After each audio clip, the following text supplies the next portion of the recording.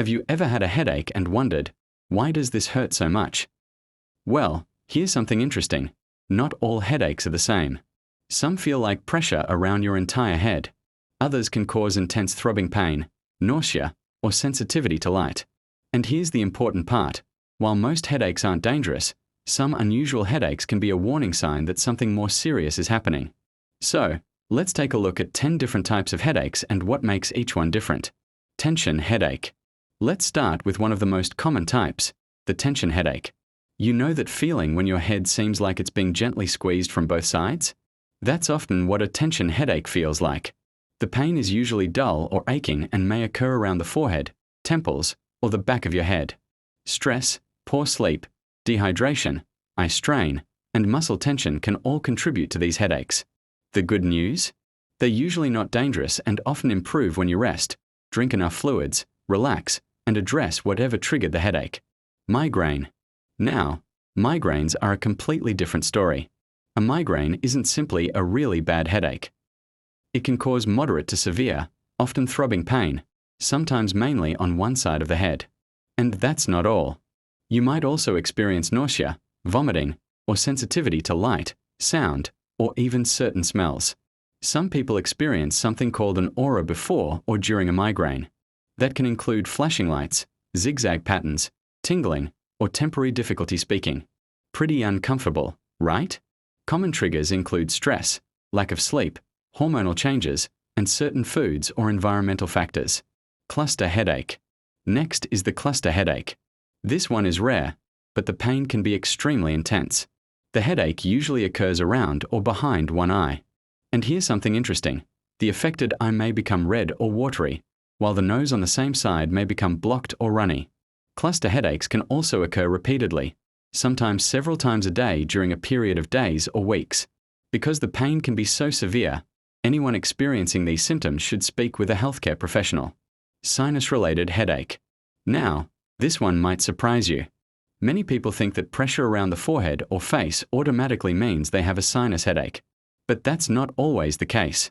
A true sinus-related headache is generally associated with sinus inflammation and symptoms such as nasal congestion and facial pressure. Interestingly, migraine can sometimes feel very similar to a sinus problem. So if you keep getting headaches with facial pressure or congestion, don't automatically assume it's a sinus headache. The actual cause may be something else. Cervicogenic headache. Here's one you may not have heard of before, the cervicogenic headache.